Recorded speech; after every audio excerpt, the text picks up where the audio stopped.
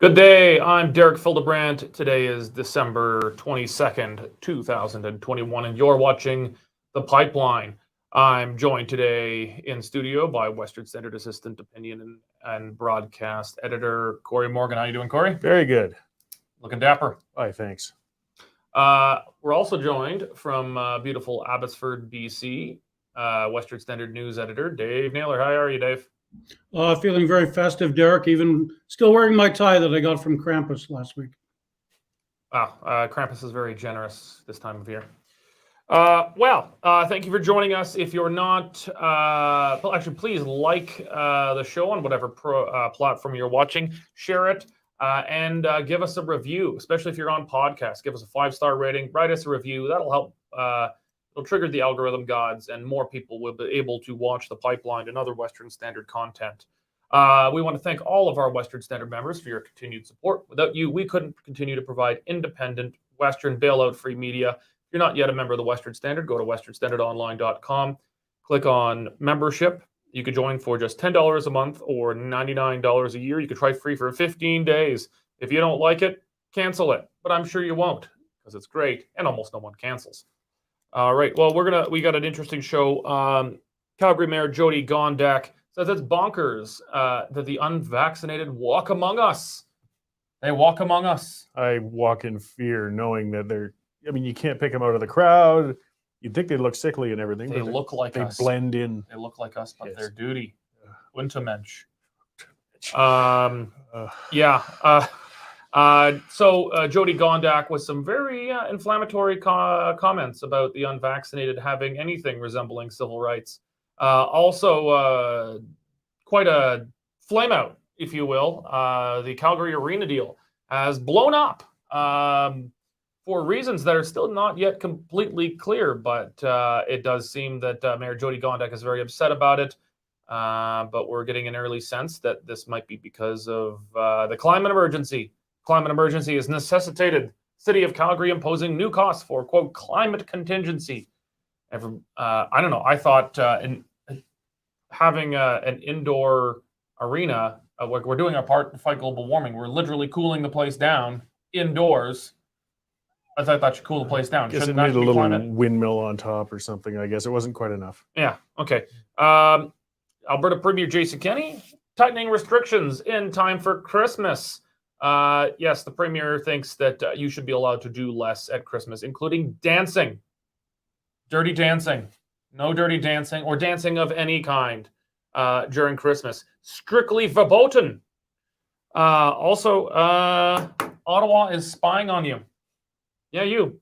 Yeah, I'm not just talking in general. Some of you, every single one of you, Ottawa using your cell phone data to track you, make sure you're behaving during lockdowns. We've got some interesting information on that coming from Blacklock's reporter, our wire service coming out of Ottawa.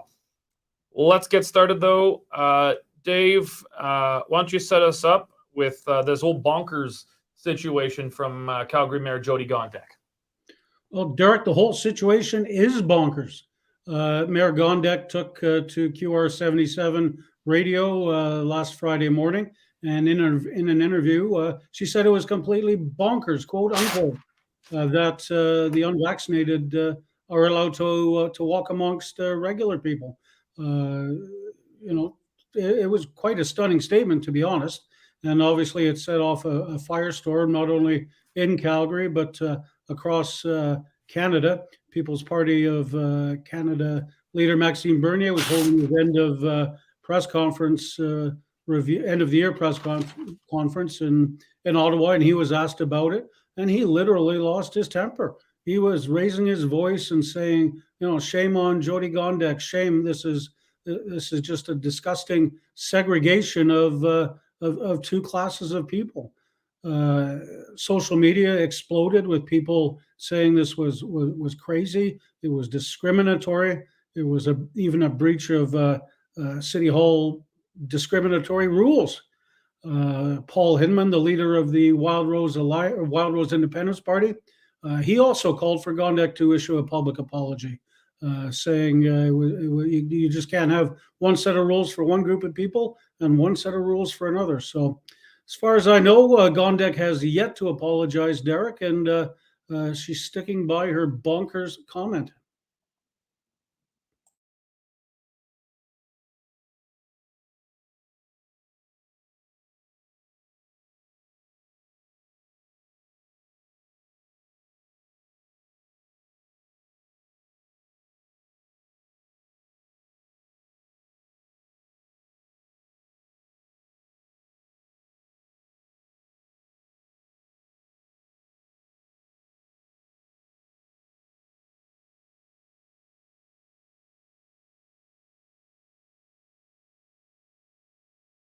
His favorite groups. That's why they favor race-based schooling, race-based economics. Everything is about race and dividing people, and they're happy with segmenting people when it's special privilege groups. But I suppose they're feeling. Apparently there's an audio issue. Okay. We'll have to. You have to forgive us there. I think we had an audio issue.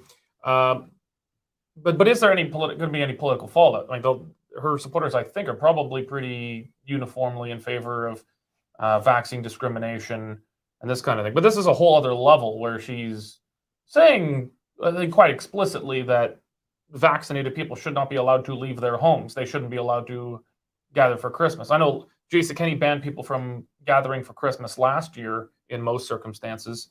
I don't know a single person that actually respected those orders, but I don't know. Do you think politically she's going too far in saying that unvaccinated people should not be allowed to leave their home? She's got nearly 4 years till the next time she has to face the electorate, and her base, as you said, loves authoritarianism, loves division, loves segmentation of society. So no, this won't cost her anything. Those of us who already despised her kind of politics still despise them, and we're just that much more annoyed with her. But as far as the cost to Gondek herself, no, it won't harm her a bit. Well, I think this is, I guess the only common thread here is Jody Gondek. But Dave, big flame out yesterday, kind of just as we were kind of leaving the office yesterday, quite a kerfuffle erupting. Calgary Mayor Jody Gondek saying the Calgary Flames arena deal is kaput. Tell us about it. Well, I don't know about you guys, but I thought this was a done deal and we were going to get shovels in the ground ASAP. Shock announcement from Gondek late yesterday evening. She says the Flames have pulled out of the deal and it's no longer going ahead. Apparently, City Hall sort of changed the terms of the deal and added in some climate change stuff, believe it or not. And the Flames weren't willing to pony up the extra cost for that. Which I think was in the neighborhood of $10 million. Gondek said it was astonishing that, with a project so large, a multi-billion-dollar project, that somebody would pull out of a 1.5% of what it was the complete cost would be. She seemed fairly shocked by it. Obviously, social media just exploded instantly after the announcement. And to me, it seemed split, almost 50-50. A lot of people angry at the Flames owners. Again, we're getting back to the old controversy. Should taxpayers' dollars be used to build arenas for billionaire owners and millionaire athletes? And the sense on social media last night was no, overwhelmingly no. And you know what? Good riddance, Flames. Enjoy your time in Houston or Quebec City. The other group were applauding Gondek for standing up to them. Again, it's this whole climate change things, guys. That she made that her top priority with coming in, and now this seems to has killed off something that this city desperately needed. And I think most people understand the need for, because we were missing out. It's not just a hockey arena, guys. It's concerts. It's ice shows. It's Lipizzaner dancing stallions. All those type of things that weren't coming to Calgary because the Saddle Dome wasn't working. So I don't know whether we're back to square one, but we certainly took 2 steps backwards in a large way yesterday. I think I'm a little less of a fan of the deal than yourself. I'm always a bit more tepid about. I'm pretty tepid about putting taxpayers' money into anything that's privately owned like this. But a deal is a deal. They had a deal between the city and the Flames. What are they called? Sports and Entertainment, or Calgary Sports and Entertainment Group. Yeah, they had a deal. I thought this was a done deal. I thought that's what happens. Well, when they you sign did. a I deal. got a feeling there might be some lawyers looking at that. We'll see. Yeah. I mean, $10 million. Yeah, that's not a lot in the greater scheme of a project this big. But one party can't add a dollar to a deal. Oh, that's like it. this. It doesn't matter if it was change the deal. 1.5% or 80%. You had a deal. And this was crap that had nothing to do with the original deal. They didn't talk about solar panels and expanded sidewalks for bike riders and that sort of garbage when they first negotiated this years ago. Mhm. She threw that in later. And they'd had enough. I mean, if they capitulate on this one, what's the next demand going to be? What's the next demand going to be? I mean, you've got to draw some boundaries somewhere. Again, the discussion of whether or not tax dollars should go into something like this or not, the time for that was before the deal was signed. And I don't think they ever should have signed into it. But the bottom line is you're in now.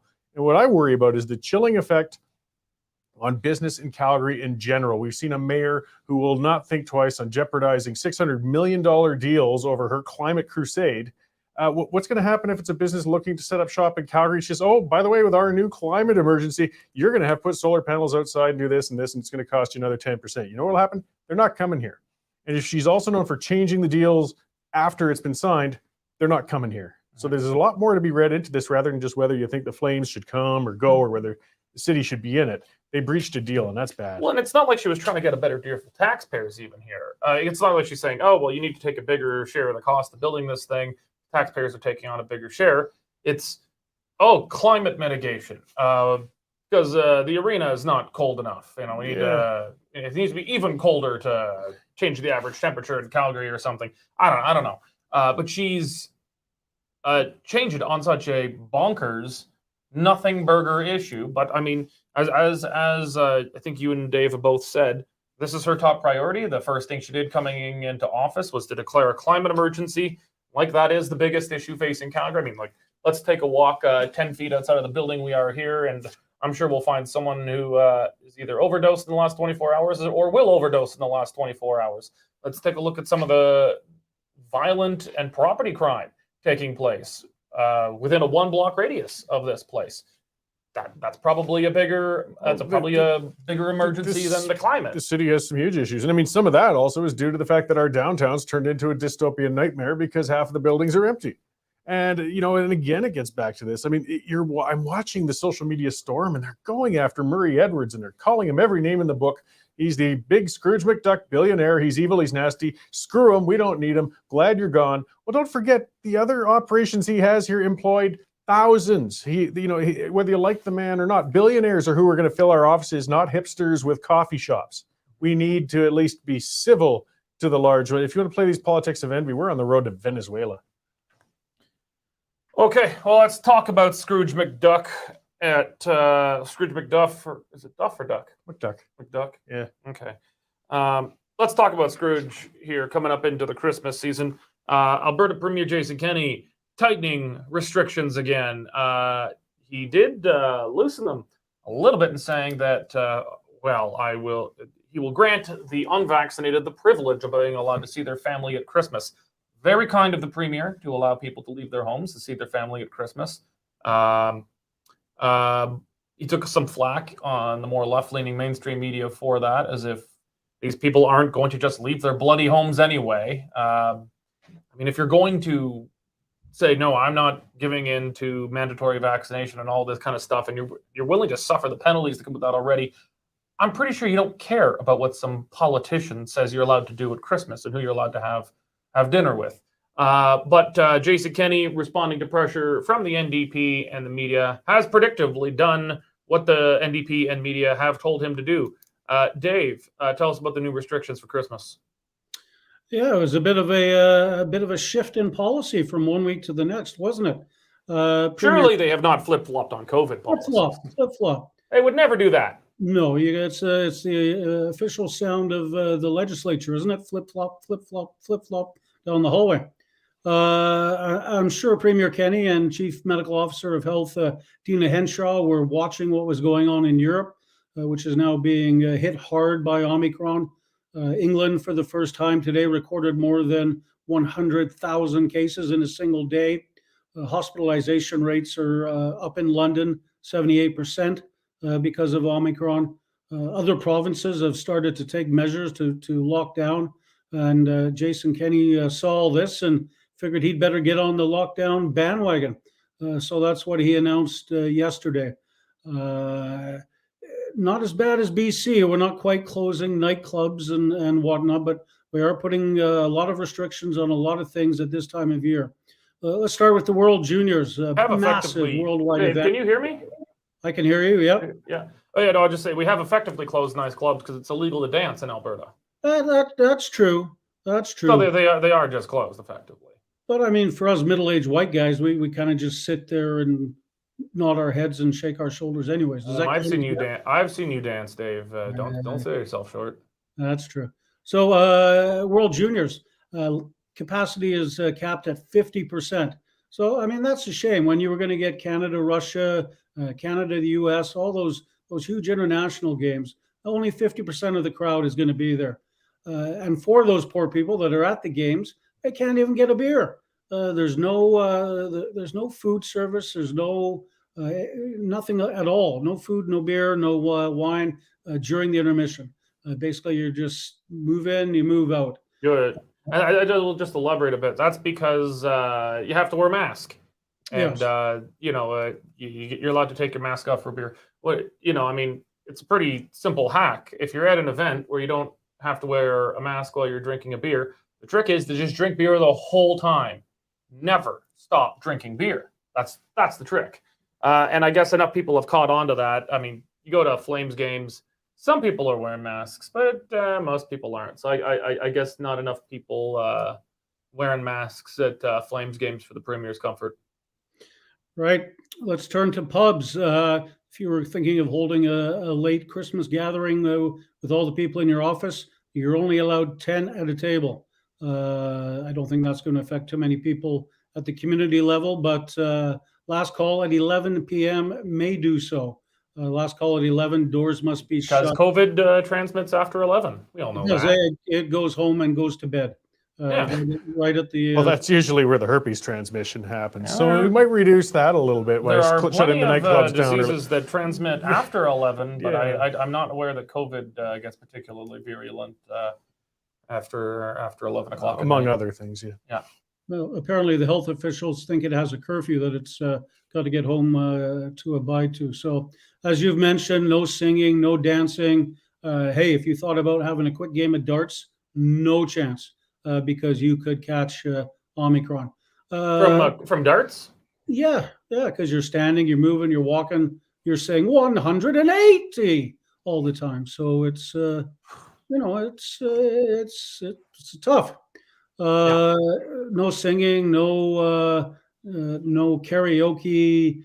Basically, the province will be the place that fun forgot, and this goes till mid-January. It's not just for this week. So, and I think the health officials have basically said, look, we're all going to get it. We're all going to get Omicron, but it's not going to be that bad. It's going to be a mild thing. Some people won't even feel it.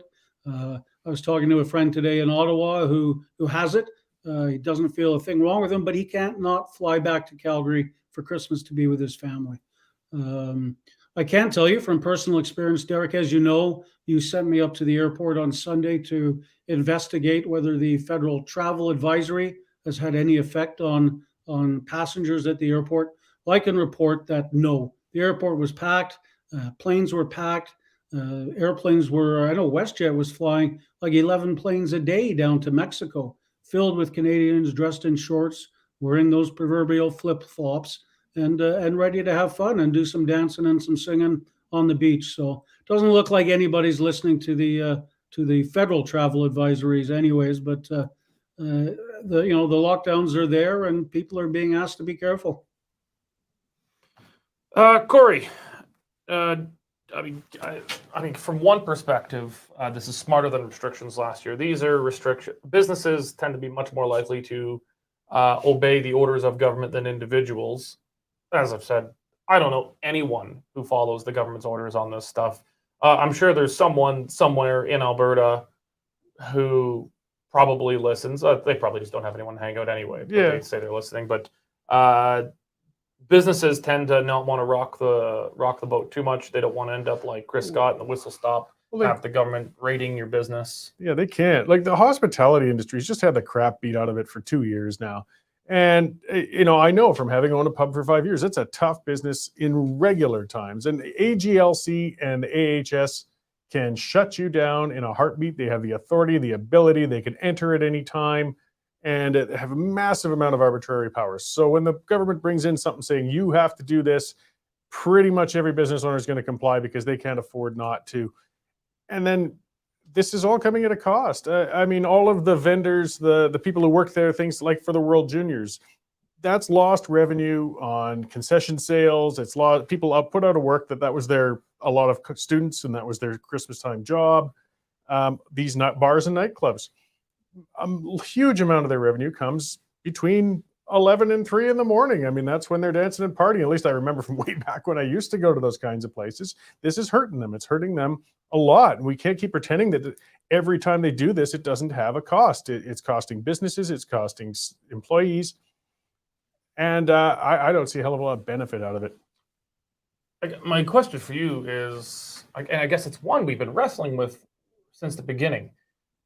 Does Jason Kenney actually believe he can will COVID away by the sheer force of government, or is this just pure politics? Is he doing this because he thinks this is actually going to work despite the evidence, or does he believe, or is this just wow, the NDP, the media are beating me up because I said unvaccinated people can get together for dinner at Christmas, and I need to show I'm tough and taking this on, and he's so gun shy because he botched the Open for Summer thing. What is this? Does he actually believe in this, or it's is politics? This politics? I mean, he's in a rock and a hard place. I mean, we've seen how much the legacy media just goes wild on him for him daring to lighten up on anything. I mean, really, he gets castigated whenever he lifts a restriction. And now everybody's getting all worked up over the Omicron. It doesn't seem to be hurting anybody, but we're worked up about it. We're scared. Damn it, do something. He has to look like he's doing something. So I mean, just from a political point of view, to his credit, I think he's trying to do the bare minimum he has to, but nobody can say he's done nothing. And that's where it's sitting right now. I don't think he believes it's going to make much difference to it. I don't know. I was watching the press conference yesterday, and I've never seen Kenney and Dr. Hinshaw in such a pleading mode. They were almost begging people to follow the rules. If Jason Kenney could have got down on his hands and knees and did one of these, he probably would have. I've never seen him that sort of pleadingly say, "Please follow the rules." So, but I think they're just sort of hoping for the best at this point. Dave, do we know how many people have died of Omicron in Alberta? None, Derek. As far as I know, the only ones I've heard about are somebody in England and somebody in Texas. What's their Omicron death numbers in Canada? None. And I guess North America, you say one in all of North America? One in North America. Holy shit, we better close down. It's one in the Western Hemisphere. I mean, it's as I wrote in a column, the other day. I mean, we still have to take care, even if it's a tiny, tiny fraction of people who do get, very adverse reactions. If we get 1 million infected, it's going to still drive a good number of people to a hospital. But so far from all the numbers that are coming out all over the world on this is an incredibly weak version of COVID. We shouldn't be panicking over this. Not even close. Yeah. No, and you've had a great column on that. Go ahead, Dave. West Germany, both Germany. How old are you, Dave? You know what year it is? I remember when the wall came down, yes. So do I. Both Germany and Israel are now saying officially you will need a 4th booster shot. So you can see that coming to Canada in a month or so. Hey, Corey, what do the vaccinated and unvaccinated, what do people with 2 shots and no shots have in common? Go for it. Neither are fully vaccinated. There we go. Okay, well, speaking of more fun authoritarianism, we've got an interesting story coming from Blacklock's Reporter. They're a newswire service that we contract out of Ottawa, doing great work minding Ottawa's business. They've got a fascinating story about Ottawa spying on Canadians during lockdowns using their cellular phone data. Dave, tell us about it. Yeah, this is a very concerning story, Derek. The Public Health Agency admitted this week, or probably didn't admit, but Blacklock's found out that they have been being spying on 33 million Canadians and what they're doing during the pandemic. They're using their cellular phone data to find out where they're traveling, where they're going, basically anything about your daily routine that you're taking your cell phone on. The federal government is spying on you, and it is shocking to groups across the country that take this sort of breach of privacy seriously. But to me, it's mind-boggling. It's not just like a half a dozen dissidents. It's 33 million Canadians. It's everybody who's got a cell phone.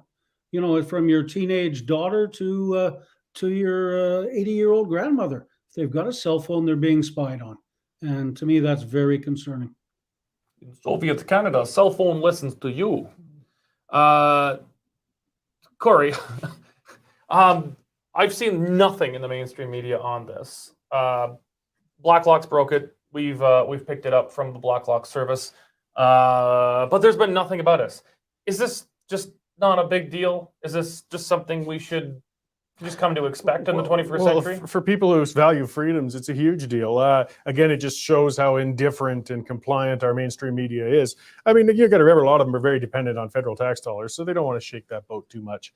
But I mean, this at least puts light to the conspiracy theorists that we're getting injected from microchips for Bill Gates to track where we're going. He doesn't need to. You're carrying a tracker with you everywhere you go. In fact, 90% of us go into the bathroom with it, so they even know when you're pinching one off. I mean, you can see. So I know somebody leaves the office and I see tweets popping up out of him. I don't know what he's doing there, but thankfully it's just Twitter, I guess.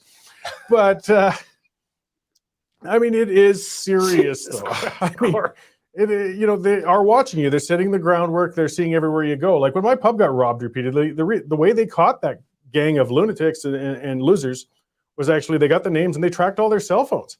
And all these idiots came together in one spot one night in Calgary, and it turned out they were going in to rob the place, and the police swooped in and caught them. But they had to get a warrant to do that. They had to go through a process to do that. This is the government already following us at all times, and we aren't even making noise about it. So when it starts to come to the next step of picking and choosing who's going where and when and why, we've already opened the door to it, and this is very serious. Well, this is like what Snowden talk. If any of you have not yet watched the movie Snowden, watch it. It is a really good inside look at Edward Snowden blowing the whistle at the National Security Agency and the CIA and other agencies in the United States' intelligence community, blowing the whistle at them, breaking the Constitution, breaking the law, spying on Americans at large without a warrant, no judicial oversight, no checks and balances, easily or by its nature, a corrupted system. And this is happening in Canada. No warrants, no oversight, no protections, no checks and balances whatsoever. Ottawa's just able to spy on you, and their only excuse is, well, we need to make sure people are locked down. Yeah, well, and who's to say they won't come and do things retroactively? They got all that data. Data's easy to acquire and store now. So maybe those people who did ignore the laws and went out and went to a family gathering, and we're going to find out Aunt Ethel was unvaccinated and she went out to a Christmas dinner, and we've got proof in this phone, and we're going to send her a fine or a threat or a warning. I mean, this isn't beyond belief, I mean, it's something that a lot of people have been pointing out all the time. The stuff that was called conspiracy theories a year and a half ago has been coming true. That's just news now. Yeah. So we should be very concerned. I mean, like in one of the most shocking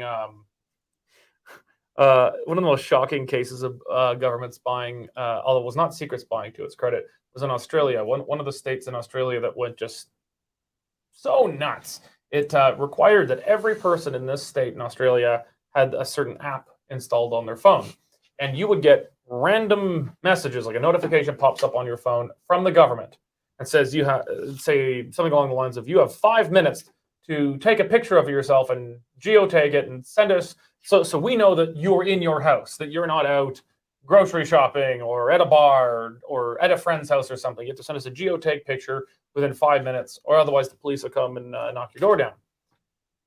Now, I don't know how I put this politely. My thinking was the best way to resist that kind of government tyranny would be for everyone to Also, dick pics. take dick pics. Yes. Send the government dick pics. There we I go. mean, can you just imagine the poor? They'll feel sorry for me and just leave me alone. Like that guy's got enough challenges. Some guy sitting in a government office here just getting hundreds of thousands of dick pics. I think the government goes away pretty soon. Depends on the guy in the office. Might get a rise out of the government. Well, yeah. Hey. Dave, what do you think? Would that be the right way to respond to the government? I think you guys can't be left alone because you just get out of control there without me looking after you. We need Papa Naylor in here to keep it orderly. Yeah, dick pics. You can't go wrong with a good dick pic. No, there is a good one. I don't think there's many good circumstances for it, but if we end up with this kind of application in Canada, in Alberta, or any of the West here, I can assure you all, we will organize a campaign for mass dick pics to be sent to the government. Oh, some poor intern's going to have to sort those emails. Well, we're not organizing. Yeah, the I know, pictures. but our readers misinterpret stuff all the time.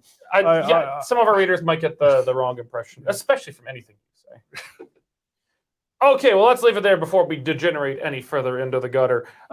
Please like and share the video or podcast you're watching or listening to. If you're listening to us on if you haven't yet found us on podcast, find us on your favorite podcast app. Just look up Western Standard.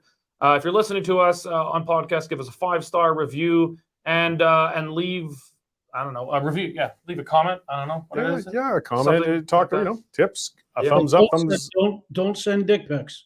No. Don't send Leave us. Leave a comment. Your membership will be revoked, and we might release it to the public. Yeah, it'll go to the letters to the editor. We'll put in the letters to the editor section. No promises. Just to remind everybody too, this is our last show before Christmas. Yeah. Merry Christmas to you guys. Yeah. Listen to you, Dave. We're going to have a little break, not a very long break, but a public service announcement for you here. Corey Morgan is going to be coming back strong. His show is being repackaged and relaunched. The Corey Morgan show is going away, and Triggered with Corey Morgan is coming in. It's going to be huge. It's going to be great. We're going to get a bleep button, unfortunately. It's going to be the best show ever. Yeah. There's no better show. It'll be the best show in the world. Fantastic. So Corey, it's going to be good, though. We're going to come out strong in the new year. Corey's going to come out strong. You're really going to love it. It's going to be huge. Yes, looking forward to it. So smash the like button, share this video, make sure everyone can see it if you think this is worth being watched or listened to by people you like or don't like. Thank you to all of our Western Standard members for your continued support. We love you. We need you to continue to produce independent, Western, bailout-free media. If you haven't yet become a member, go to westernstandardonline.com, click on membership, try it free for 15 days and cancel at any time. It's only $10 a month or $99 a year. You're going to love it. Well, that's it for now. That's it for 2021. We're going to see you again in 2022. Merry Christmas to you, Corey. You. Merry Christmas to you, Dave. And to you, Derek. And Merry Christmas to all of you hosers watching at home or at work. Thank you very much. I'm very grateful for all that you guys have done for us in 2021. Thank you. God bless. Merry Christmas and have a Happy New Year.